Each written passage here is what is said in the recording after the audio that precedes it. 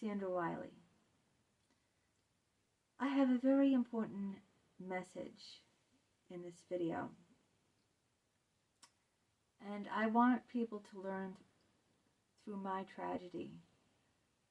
And I feel like it's my life's mission now to do this, to get this message out there. How sex and therapy can destroy your life. It has destroyed mine completely. It destroyed my family. It destroyed me. I turned into an alcoholic. And it's not a subject talked about enough. And that's why I want to bring it to light. Therapists have been having sex with their patients since good old Freud. It's not something new. But it's not something talked about enough. In 26 states, it's illegal. It's a criminal act. It's considered statutory rape. Because the patient cannot give their consent, even if the patient initiates the sexual relationship. They're not in any position to give consent because they're very vulnerable, and the therapist is in a role of power. I know you've all heard about that before, but I'm just going to talk about my personal story with it and how it destroyed my life.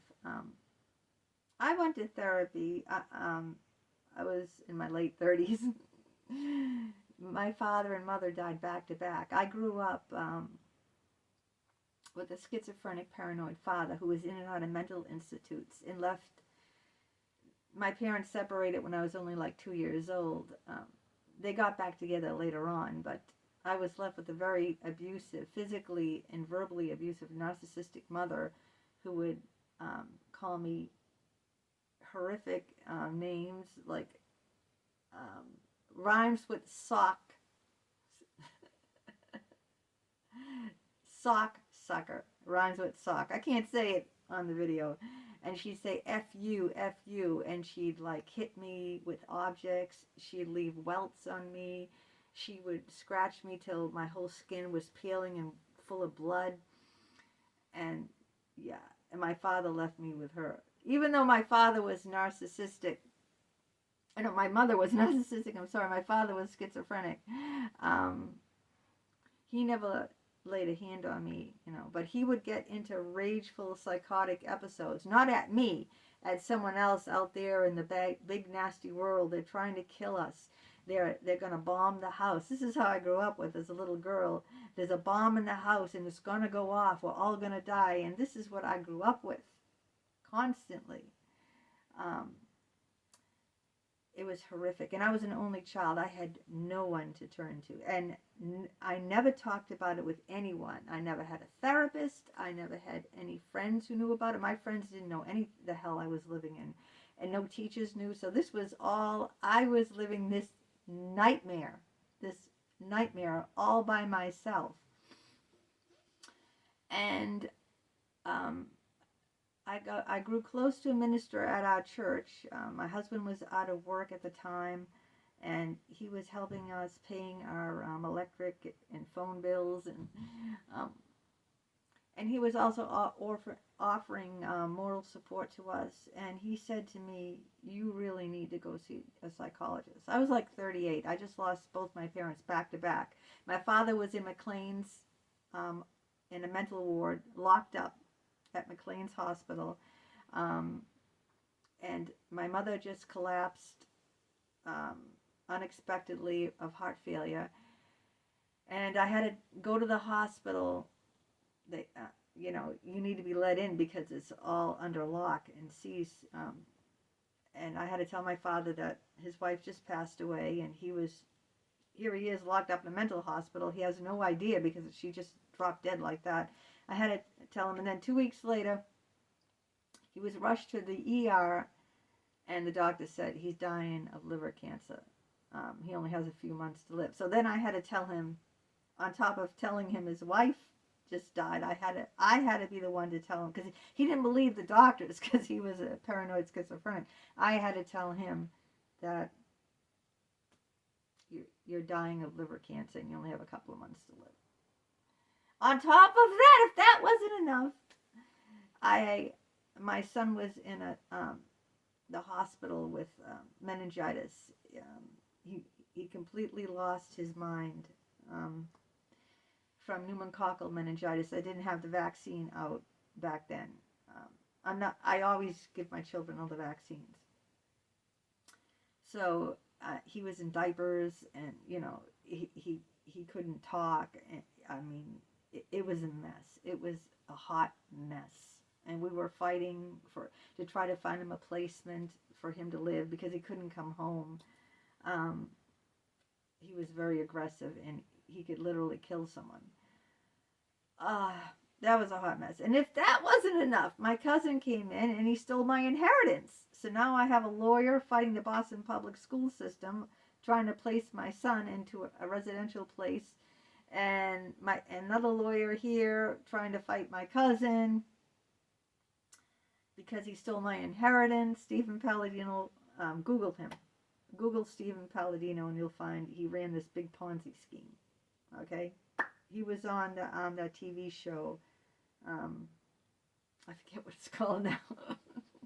That's old age. But anyway, so my minister said, Americans greed, I think. Something like that. American greed. I think that's it. He said, you really need a psychologist. I will give you a psychologist. I know your husband's not working. You're not working. I will pay. Okay? I will pay for your psychologist. And I trusted him, so I said, okay. And she was a woman. People think I only, it's not just men that are evil. And I went to her, and you know what? I hated women personally because I hated my mother. Because my mother, seriously, she brutally hurt me. Not just physically, right? The physical scars and bruises wear off, right? Upstairs, mentally, you're no good, you're nothing, you're stupid. When you hear that all your life, you believe it. Especially if it's coming from your mother. And it was just horrible. And so I went to this woman, psychologist, and all we talked about was how I don't drive. And I need to learn to get back on the road and start driving. And it was so superficial. I just sat there and then she told me about, she doesn't, she doesn't let her kids watch TV, and she doesn't have a cell phone. She don't believe in cell phones. And I don't know how we got into that conversation. And it just was, it wasn't working. It really wasn't working out with her. We were going nowhere, really. So what happened after that? He also gave me, I left her, okay? I called her up and I said, I'm not coming to therapy anymore. And I never heard from her after that. That was the end of it. She never called me back, never said, come in, let's talk about this. I just left her a phone message saying, it's really not working out. I'm not going to come anymore. So that was the end. And we were going to a marriage counselor also that my minister paid for. And this guy was great. We really liked this guy. Both me and my husband really adored him. And he told me, you know what? You're spending too much time in marriage counseling talking about your own problems. Now, he's the second person to tell me, you really need a therapist. Okay? My minister told me, and now my marriage counselor is saying, you have to get a therapist. Not just you need one. If you don't get yourself a therapist, I'm not going to continue seeing you and your husband for marriage counseling. He gave me an ultimatum. All right, so I said, well, I don't know. I don't know any therapists. All right, I'll give you one. I'll pick out a good one. And I trusted him. So he gave me this therapist, Dr. Newman. Oh my God, this man was horrendous. You know what he said to me? I can treat you like shit, and you'll still come back because I got you wound up around my finger. I don't know why he said this to me. And I asked him, like, do you treat your other patients like this, saying these things? And he said, if I treated my other patients like I treat you, they'd all walk out on me. Well, guess what I did? I walked out on him and I went to the licensing board, and that was my first psychologist I reported. You don't say those things to patients. So I told that to Alan, my marriage counselor, and he said, yeah, you still need to get another psychologist, or I'm not going to continue doing marriage counseling. And me and my husband were not getting along. We were fighting like cats and dogs. So then I said, how about my father's psychiatrist, Dr. Torchin? I always wanted to know what he looked like, because all my life, all I heard growing up in my house, besides swearing and cussing at me, was, Dr. Torchin, Dr. Torchin. My mother be on the phone, please, Dr. Torchin, Dr. Torchin. So I heard his name growing up all my life, and I'm forced to get a therapist. Otherwise, we can't do marriage counseling. So I call him up. I said, do you remember Anthony Palladino, this guy here? He said, oh, yeah. I said, well, I'm his daughter. Do you mind if I come for therapy? And he said, sure. So I did not like him at all. The whole time, here he was. This is what he was doing the whole time with a pen and paper.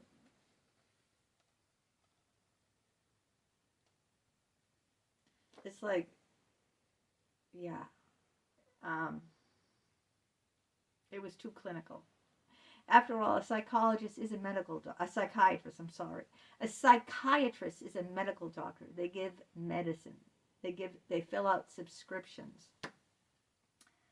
And he just lacked that, he wasn't a person I wanted to talk to, okay? He was more like a medical doctor. Someone you go to for an exam, a physical exam. Like taking all, your weight, your height. I didn't like that at all. That didn't work out, so I left. So I said, geez, I gotta get someone, because my marriage counselor says I need to be seen in therapy, because I'm spending my whole time in marriage counseling talking about my problems. So finally, I looked in Psychology Today's website, because I heard that was the best place to go. Psychology Today's website, Psychology Today, and look up someone. So I ran across this guy, Dr. Richard Geist. I went in, boom, that was it. Love at first sight. He wanted to see me 5 hours a week. I never heard of such a thing. I said, I don't have that kind of money. He said, don't worry about the money. It'll all be free. Free? 5 hours a week free? And then he got me into thinking like, oh, how special I was. I was so unique. I could call him up in the middle of the night, 24 hours a day, weekends, vacations. I mean, it was all too much. He had no boundaries at all. I could lie in his lap, lie on the floor. I mean, it was way over the top. I had insomnia. I couldn't sleep at night. I was just like overwhelmed. I felt like I'd never been on any drugs, okay? But it felt like I was on heroin. I mean, people describe that when you're falling in love, it's like being on drugs. I was just like, but anyway, long story short, that was a 16-year therapy, okay? I had many psychologists along with having Dr. Geist, okay? The reason why is because things kind of fell apart. I left therapy. I came back. I can't go into all the details of what happened, what went wrong, because everything went wrong. But the biggest thing that went wrong is he wasn't consistent, and he supported the psychologist that had sex with me. Now, this is where I get into this. Because at first I saw him with Dick 5 hours a week, and it was going splendid. He was over the top, giving me the moon, the sun and the moon. Then that stopped, and it just fell apart, and I started getting little and little, less and less from him. He wouldn't call back. He wouldn't write back. I couldn't call him in the middle of the night anymore. All of a sudden, the boundaries changed, right? He was like this with the boundaries, very inconsistent. So all of a sudden, from being on call 24/7, that omnipotent superhero, to like, don't bother me. You're too much on me. Stop calling me. I'm not going to write you. So I wasn't. I also got a job. So on top of that, I wasn't seeing him that much at all. So I looked for another therapist since he was free that could take my insurance, and I went through many of them. I'm not going to go into. I'd be here like hours. This video would go on for hours if I were to tell you all the therapists I've been through and all the harm each one gave me. But this one, Dr. James Barbaria, I finally said it. Dr. James Barbaria, I found. He was on the bottom of a list of psychologists, and I went through each one. I visited them, I talked to them, I had sessions with them, and they didn't work. Okay, so his name was on the very bottom. Okay, even though it ended in a B. It should have been on top if it was alphabetical. But his name was on the bottom. I finally made an appointment with him because, he took my insurance, and I was seeing Dick for free, very infrequent. I don't even know. I don't know what I was seeing him at that point, maybe 20 minutes a week, 15. I don't really remember at that point, but it was very, very small tidbits, crumbs he gave me. He was breadcrumbing me. I wrote an article about that. So he took my insurance. He seemed neurotic, but other than neurotic, he didn't seem unethical at the time. He seemed professional. So I said, oh, whatever. I'm through looking for shrinks. This one doesn't seem like he's unethical. He seems neurotic. He seems very uptight and nervous. But most people don't like borderline personality disorder. I'm a borderline, okay? Because borderlines are very impulsive. They have a deep fear of abandonment. They can end up hurting themselves and hurting other people. They're often suicidal. And they don't have a grip on their feelings. Like, they have intense rage. Of course, because of my childhood, I had intense rage. So people don't like to take them on. Okay, so, but this guy seemed to be up for the challenge. And as time went on with him, he started making me feel special. Now, remember, Dick made me feel special in the beginning. Now, Jim was making me feel special. And I was starting to become attractive to Jim. And I told this to Dick, Dr. Geist. And he told me I should go for it.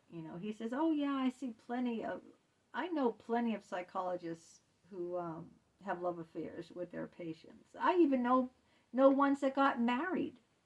Okay. And I said, whoa, and he said, yeah.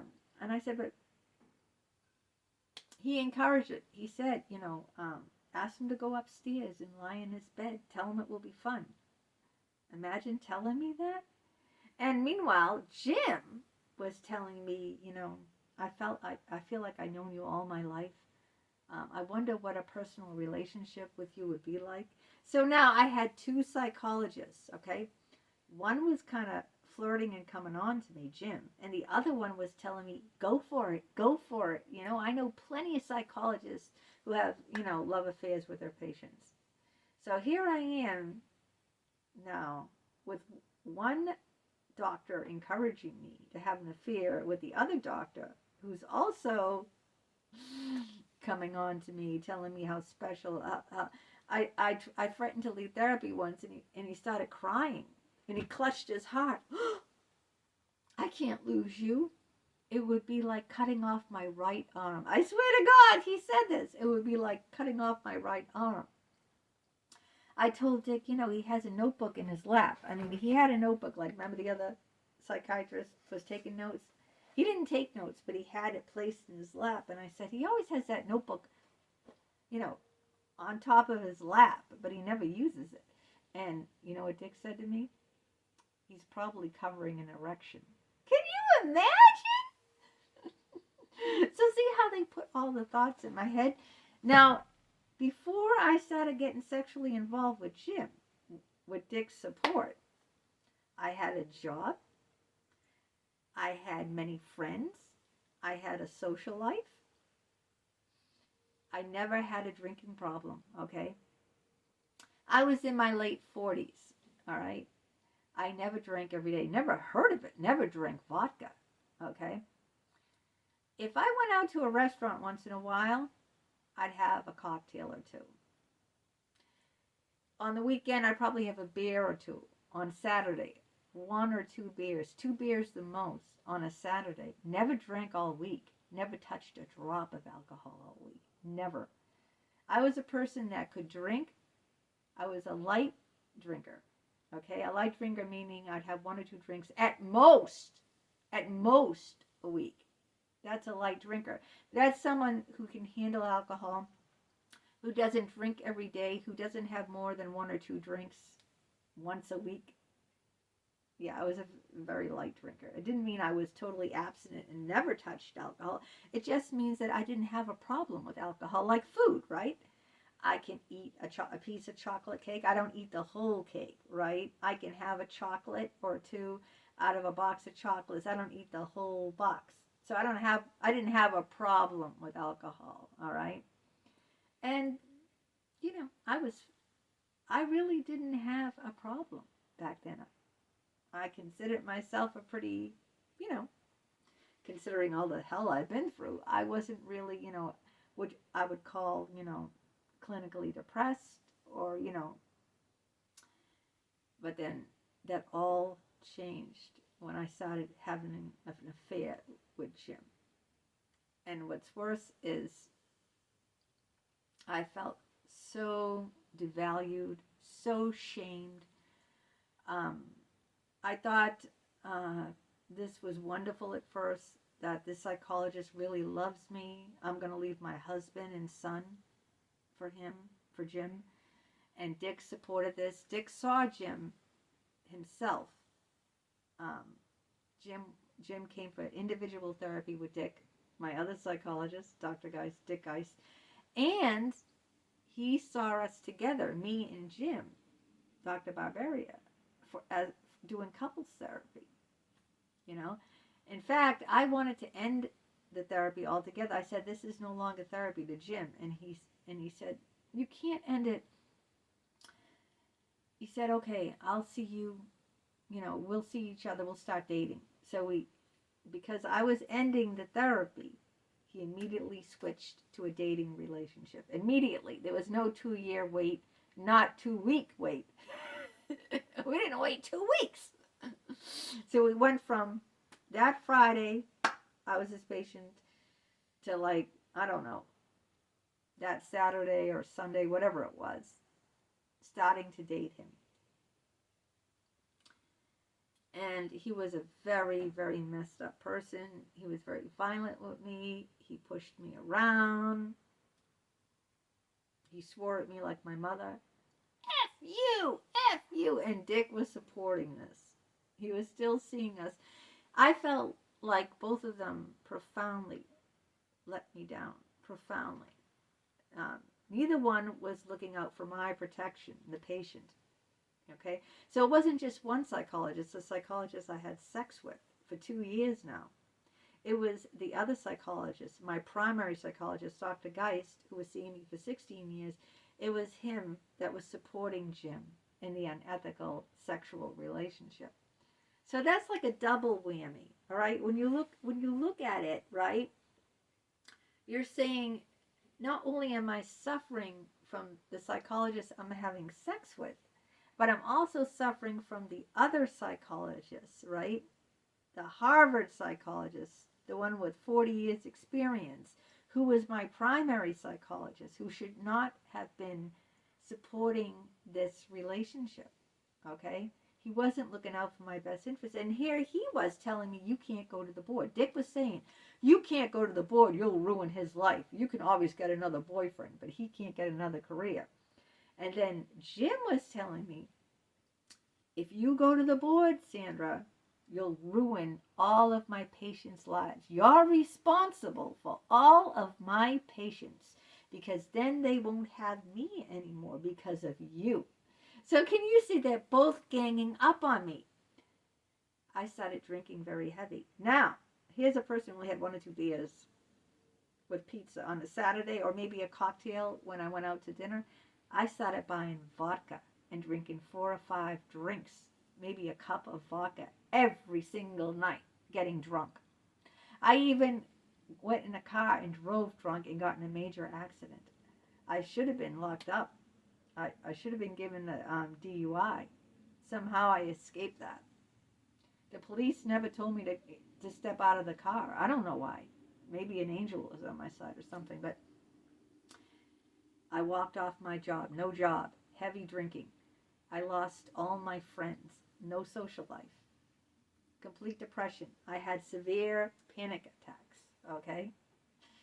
So here's a person that before I went into therapy had no drinking problem, had a social life, had friends, went out with friends, had parties at my home. Okay? No social life, no friends, heavy drinker. Maybe I was drinking what, 20, 25 vodka drinks. We're not talking beer. Beer is like 4 or 5% alcohol. Vodka is like 40% alcohol. And then I switched to Smirnoff 100, which is 50%. Which is 100 proof. Yeah, 40% is 80 proof. 80 proof. Then I went from 80 proof to 100 proof vodka. See, I got heavier and heavier and heavier. And I had severe panic attacks, and my life, I lost my job. I didn't look for another job. It just bottomed out. It bottomed out by these 2 psychologists. Ruined my life. That's why I'm on a mission.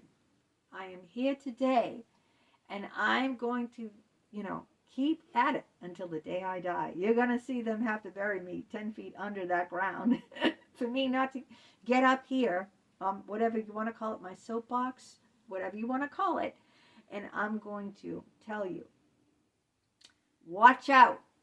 Do never get involved with a psychologist, number 1. Never. It will ruin your life. Look at Ma. My life is over. It's ruined. My life is ruined, okay? I don't work. I don't have any friends. I don't have any family except my husband and my severely brain damaged son, and also my other son. He's an adult. He has his own life. He has his own career. I'm telling you, I'm a severe alcoholic. I turned into a severe alcoholic in my 50s. Never had a drinking problem in my life. Now I don't trust anyone, okay? So I'm never going to seek therapy again, ever, by a man or a woman. I'm never going to seek friendships again because I've lost trust in the human race. I lost trust in people because I put my trust in these people, okay? Both of them, and they profoundly let me down. Profoundly, okay? So now I don't trust anyone. No one. I don't trust anyone. So it has ruined my life. That in the beginning, I know you feel like you're on some sort of high, like on heroin. You feel like they make you feel like this because they know that you were abused, and your parents are the ones who are supposed to make you feel like you're the most important person in the world. That's supposed to be your parents, your mother and your father. They're supposed to build you up. And when they tear you down and someone else comes along and makes you feel like you're the special one, that kind of, you've never felt like that before, because you were supposed to feel that way from your parents, but you didn't, okay? And that's what happens. You eat this up, and they know that, and they take advantage of you. And there you have it. From personal experience, it has ruined my life. I'm never going to recover from this. Now, a lot of people say you don't want to recover. But I think part of the recovery for me is getting out here and speaking. Instead of going to a therapist, which I never will again, man or woman, I'm talking to you. And I'm telling you my story. You meaning everyone. I put this all over social media. All over YouTube, all over Facebook, all over LinkedIn, Twitter. So I'm telling the masses. I'm talking to the ordinary people out there. I'm talking to everyone. I'm letting people know what I've been through. I'm telling my story. And I'm trying to get people to realize that be very weary when you go to a psychologist that they make you feel special, or they tell you, you're special, I care about you. That should be a big red flag. You're special. I care about you. I love you. You're one of a kind. No one's like you. And there, if it feels like it's over the top or too good to be true, it